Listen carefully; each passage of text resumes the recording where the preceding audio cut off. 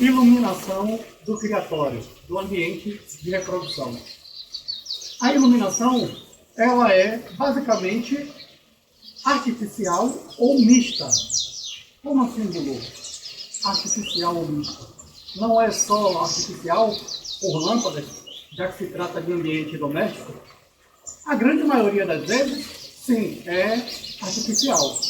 Nós procuramos usar lâmpada que tenha um teor de iluminação mais alto, mas que seja lâmpadas frias, lâmpada que não esquente muito para não alterar a temperatura ambiente.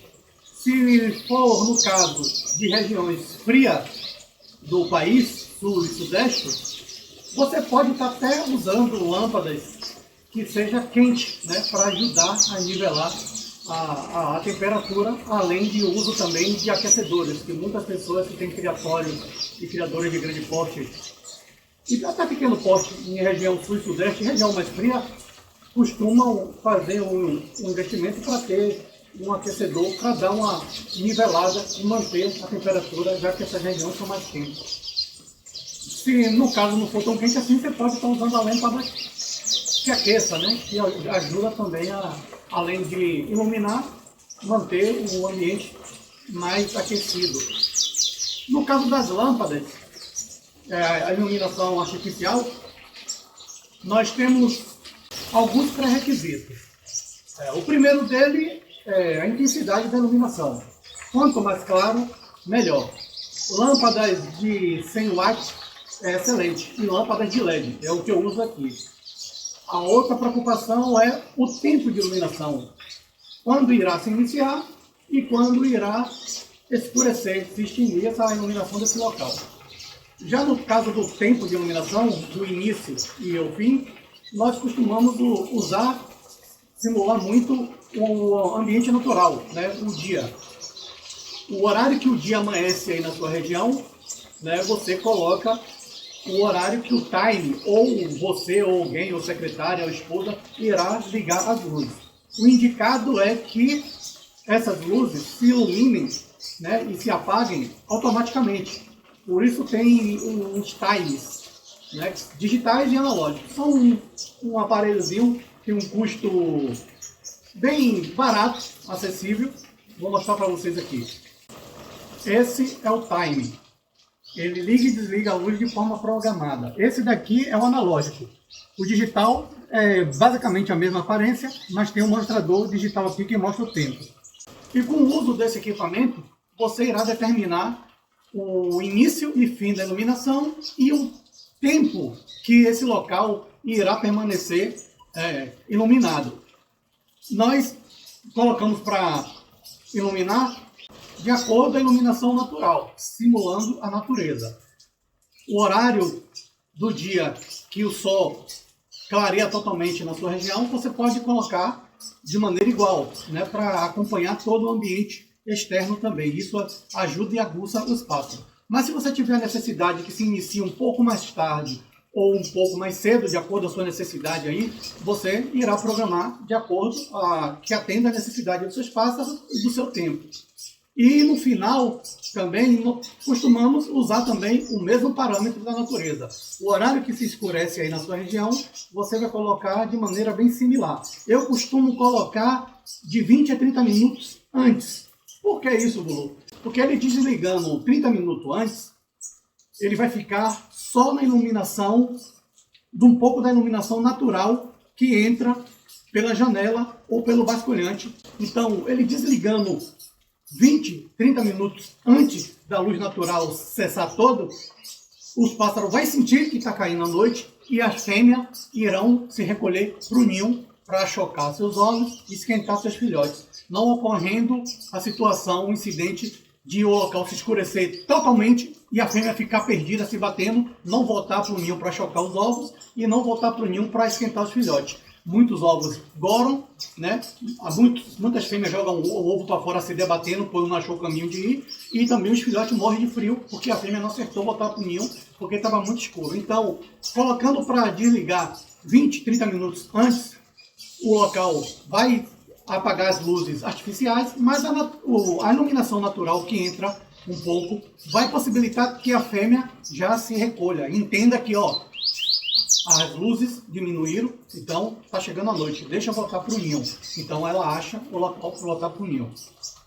Tem o posicionamento das lâmpadas.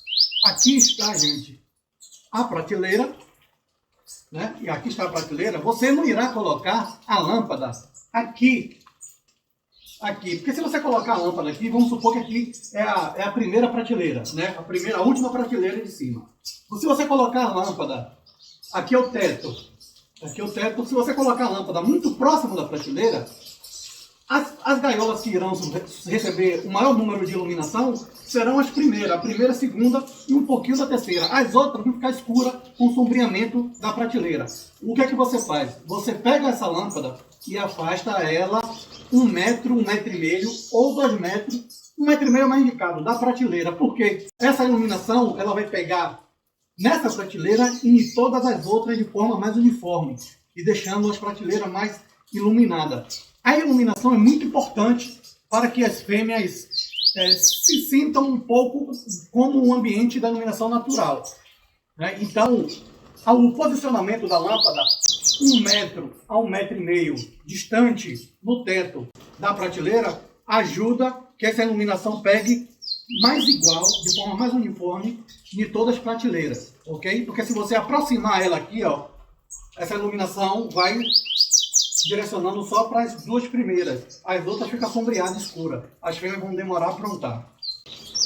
O tempo da iluminação, como eu falei, ela vai variar de acordo com a necessidade da região que você mora. Você vai usar e pode usar a iluminação natural da natureza como base para se guiar, mas tem outros pré-requisitos também que faz alterar o tempo de iluminação desse ambiente. Quais são eles? O ambiente, a região do estado do Brasil que você mora, né? Se for mais frio, ou normalmente o local, a região mais fria, ela tem um período de iluminação mais curto, ela tem um dia mais curto. Se você mora na região sul e sudeste, região mais fria e tem menos horário de iluminação no dia, você vai estender isso artificialmente. Você irá colocar a iluminação para iluminar às 4h30 da manhã, né, de 4 a 4h30 da manhã, eu sugiro 4h30 da manhã, e se desligar, se escurecer essas luzes, às 18 horas, 18h30. Vai fazer com que o dia tenha mais iluminação aí na sua região, já que você mora na região fria, sul e sudeste, e vai simular a iluminação, o tempo do dia, para deixar o dia mais comprido, com mais iluminação, simulando a região norte e nordeste. Isso no período de reprodução, simulando a chegada da primavera. As fêmeas vão entender, ó, o dia ficou mais claro, consequentemente, você terá que elevar um pouco mais a temperatura do seu ambiente, já que se você mora na região mais fria, você pode usar aquecedor ou pode usar lâmpadas quentes para dar uma elevação na temperatura. E aí nós também mudamos, né, a alimentação, né, levamos a alimentação com mais proteína, um mix de semente mais concentrado em proteína, uma ração extrusada com mais proteína e aumentamos as vezes de oferta de farinhadas à base de ovo, né, com uma proteína mais elevada. Tudo isso faz com que os pássaros venham aprontar. Bulu, mas no período de descanso de inverno, no final da temporada, como fazemos com a iluminação? A iluminação permanece a mesma? Não. No período final da temporada, que ocorre de meado para final de janeiro, já que nós vamos respeitar e deixar os pássaros se descansar, né, para as fêmeas virem se alimentar, recuperar a massa corpórea, a libidos, né, o nível de proteína, já que ela vai comer para ela, nós diminuímos o tempo de iluminação, né, para iluminar 5 horas, 5h30, 5h30, 6 horas, e se desligar às 17 e 17h30. Lembrando, sempre deixar 20, 30 minutos para desligar antes de que a iluminação natural se cesse totalmente. Desliga as luzes artificiais 20, 30 minutos antes, para que as fêmeas ainda consigam achar o caminho de retorno para voltar para o ninho se estiver chocando ou se estiver alimentando o filhote. A iluminação mista, nós aproveitamos qualquer fagulha ou quantidade, porcentagem de iluminação natural que adentre ao criatório. Normalmente, eu uso como parâmetro a entrada de iluminação, como vocês estão vendo aqui, ó, aqui tem uma janela, para determinar o posicionamento ou a parede que irá receber, irá montar as prateleiras. Use sempre as paredes que recebem iluminação natural. Se receber de maneira totalmente, melhor ainda. Mas cuidado com janelas de vidro de frente para a prateleira, transparente, pois os pássaros, principalmente as fêmeas, elas poderão se assustar e se traumatizar ao ver pombos, aves de rapina passando. Então pode inibir a reprodução dessas fêmeas e até mesmo abandonar ovos e filhotes com medo de ave de rapina. Isso é bom para o recebimento de iluminação, né, para adentrar a iluminação natural. A iluminação natural é ótima, mas a visualização da área externa pode causar muito estresse e traumatizar os pássaros se tiver pombos ou aves de rapina voando e ele vê isso. Aí você vai ter vários problemas. Sempre posicione as prateleiras, sempre escolha as paredes que tem iluminação, recebe alguma fonte de iluminação natural. Agora, observação, só a iluminação, não raios solares para bater direto na gaiola, aquecer a gaiola e desidratar os pássaros, ok? É assim que ocorre a iluminação mista, com o uso de entradas de iluminação natural com auxílios de lâmpadas artificiais. Normalmente, quando o local que recebe, o lado do criatório que recebe iluminação natural, né, ele fica mais claro que a parte mais para dentro, mais distante dessa fonte de iluminação natural. Então eu coloco aqui uma lâmpada tipo de 80 a 70, porque já tem a claridade desse lado, e mais afastado eu coloco uma lâmpada de 100, mais forte para lá.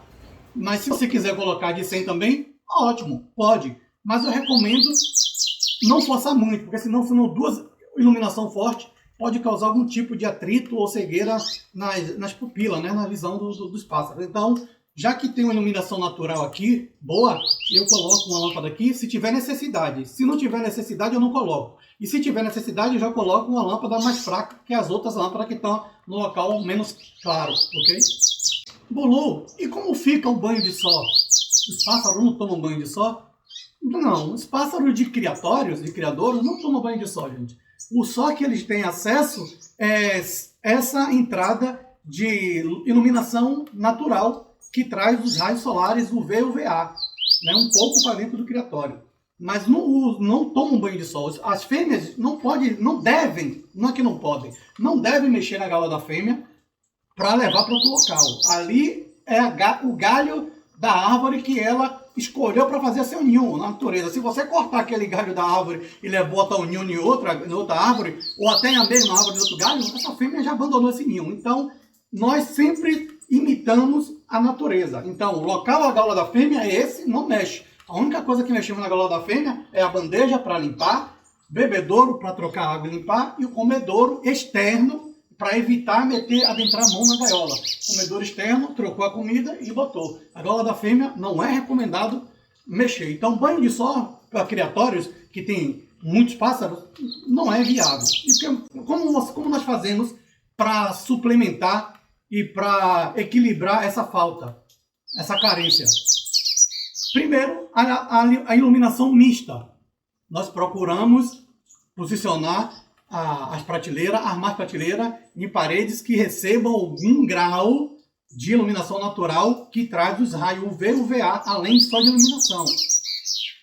Segundo, a própria alimentação, né, já fornece uma fonte de cálcio para o pássaro, para suplementar isso. As alimentações que nós temos hoje, os misques de semente bem elaborado, não é em vão, né? As rações extrusadas que trazem as fontes de cálcio, as farinhadas também, que traz muita fonte de cálcio, só que o raio solar fornece uma fonte de um nutriente para os pássaros que nenhuma alimentação fornece, que é a vitamina D. Então, a vitamina D é que funciona como um ímã. Ela fica funcionando como um ímã, ela se instala no organismo do corpo do pássaro, e todo o cálcio que passa da alimentação extrusada, do mix de semente, da farinhada, essa vitamina D, ela pega puxa para cá, converte ele e faz ele virar bico, unhas e ossos para cartilagem. E casca do ovo para as fêmeas. Se não tiver vitamina D, toda essa fonte de cálcio que ele está ingerindo, comendo no mix de semente, na ração extrusada e na farinhada, passa direto. Ah, Bulu, a fêmea está botando ovo mole, mas a fêmea come só ração extrusada. A fêmea come muita farinhada. A farinhada, o mix de semente é top. E ela mesmo assim está botando ovo mole. Não tem a vitamina D. Só vira o cálcio, só vira ossos, cartilagem e bico, unha e ossos e casca de ovo se tiver vitamina D. E quem fornece essa vitamina D é os raios solares. Símbolo. Mas você disse que ele não toma banho de sol. Como é que faz então? Eles adquirem raios solares um pouco dessa iluminação natural. Mas o que nós fazemos é outras duas formas, que é o fornecimento de suplemento de vitamina D, normalmente são nos cálcios, vários cálcios de várias marcas. Procure o que tem uma porcentagem legal de vitamina D. A grande maioria, ou todos, fonte de suplemento de cálcio que tem aí no mercado, para pássaro, ele já tem a vitamina D. Ele já tem a vitamina D, que é justamente para substituir a carência da vitamina D que os pássaros recebem com os raios solares. Então, esse banho de sol ele é suprido com suplementação de cálcio. Cálcio com vitamina D.